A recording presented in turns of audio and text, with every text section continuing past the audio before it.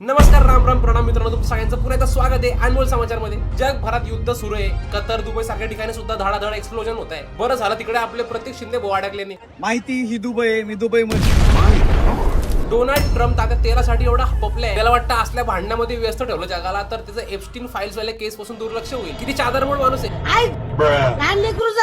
लहान लेकरावर अत्याचार करत होतं, आता जगभरात अत्याचार सुरू केलाय. तर मित्रांनो, जगभरामध्ये युद्ध सुरू आहे. Iran versus Israel, USA. पुऱ्या मिडल ईस्ट मध्ये अस्वस्थ वातावरण झाले आणि इकडे आपल्या महाराष्ट्रामध्ये इकडे सर्व चिल मध्ये तर बसल्या बसल्या काही लोकांना भांडणाची लई खाज आली. माझ्या पोरांना भांडणाची खाज, माझ्या पोरांना भांडणाची खाज.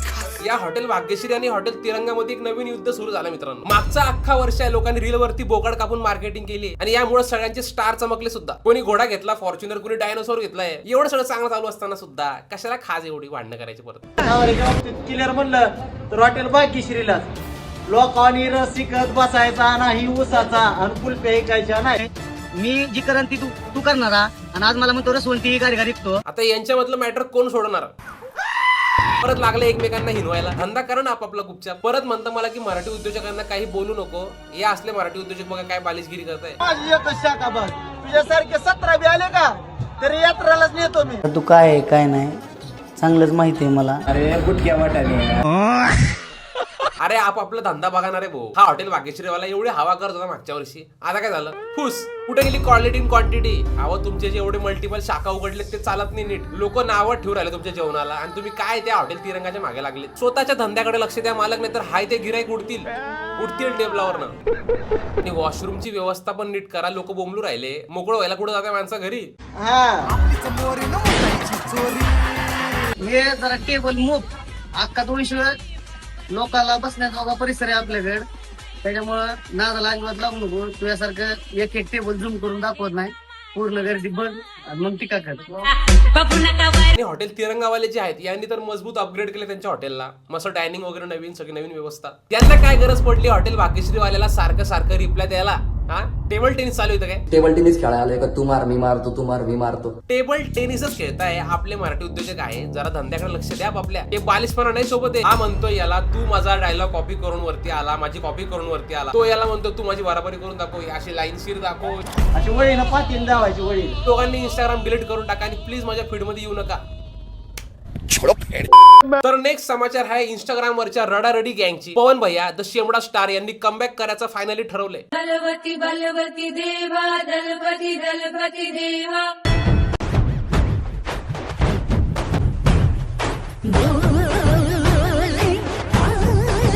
फायनली वनवास संपला मित्रांनो यांचा. जसं की खरंच वनवासाला गेले ते 40 दिवस सगळंच त्याग करून टाकलं तर पवन भैयाने 40 दिवस. पण सिंपती घ्यायला रडके रील्स टाकले. वेल डन, तालियां होनी चाहिए यार हमारे लिए. आणि वनवास म्हणे माझा घ्या गोड गोड. ती इंस्टाग्रामची आयडी गेली. हे दुःख एवढं सार्वजनिक झालं मित्रांनो की महाराष्ट्रभरातून सगळी भाऊक ऑडियन्स याला सहानुभूती द्यायला लागली. बरं ठीक आहे तुम्ही सिंपती देताय, पण हा जर दररोज रडारड करून राहिलाय, रील्स बनवून टाकतोय, फॉलोअर्स कमवतोय, तुम्हालाच मूर्खात काढतोय. मास्टर माइंड निघाला तुम्हाला सांगतो. ह्याच्यापेक्षा स्ट्रॅटेजिक वेने फॉलोअर्स वाढवायची दुसरी पद्धतच नव्हती. सिंपतीचा प्रॉपर गेम खेळलाय भाऊ. एवढी प्लॅनिंग आणि एक्झिक्युशन बापरे नवीन अकाउंट ग्रो करायसाठी.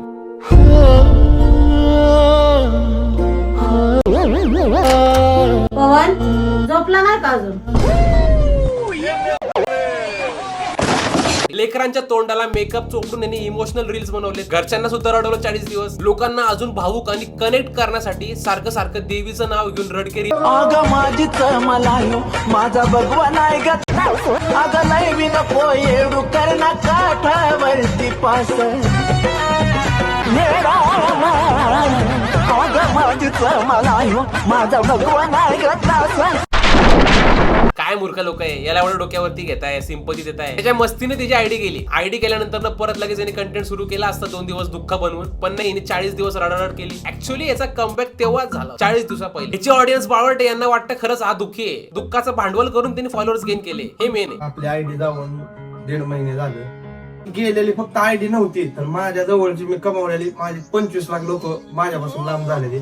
बरं ते सगळं ठीक आहे, पण आता जपून राहा बाबांनो. लहान लेकरांकडनं काही बी ऍक्टिंग करून घेतो. परत जर अशा मस्तीने याची आयडी गेली तर लांडगा आला लांडगा होणार नाही. हांडगा आला तर नेक्स्ट समाचार आहे बदलापूर मधून एका नगरसेवकची माजलेली पोरगी रात्री टाय ठेवून गाडी चालवत होती आणि त्यावेळेस तिने प्रभू श्रीराम बद्दल घाणेरडी टिप्पणी केली आणि तेच तिच्या घरादाराला नडलं, तिची जिरली. ये सब किसने दिया है भैयो? बाबासाहेबांनी दिलंय. राम कोण आहे? कोण आहे राम? कोण आहे? कोण आहे राम? गाडीत टाका त्या रामाला. हाय तरी का राम?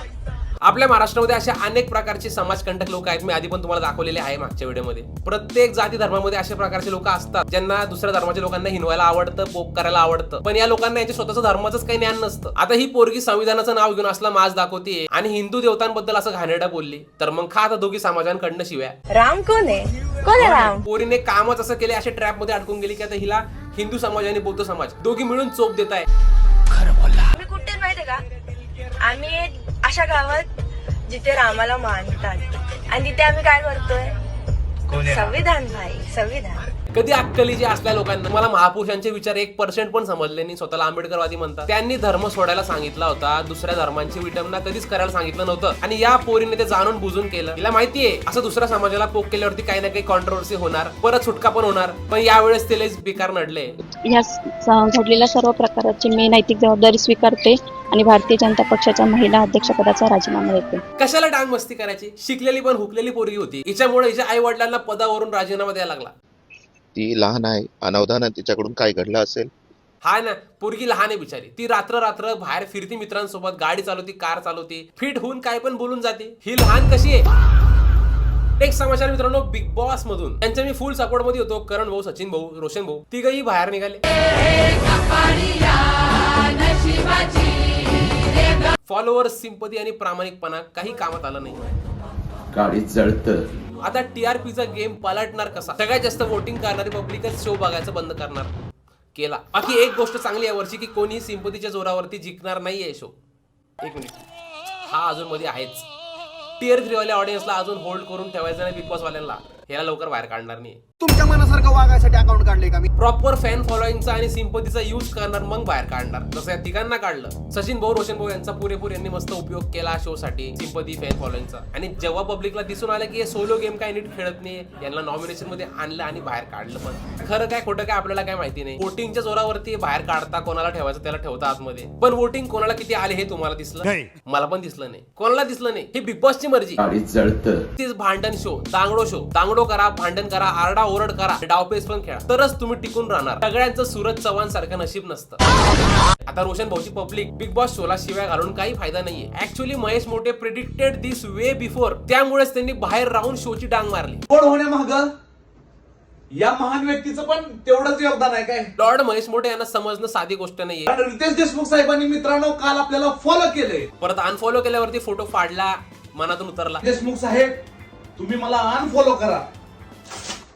परत अचानक रितेश देशमुखने मन जिंकलं, कारण रात्री त्याच्या स्वप्नामध्ये आले होते ते. परत फोटो लावला.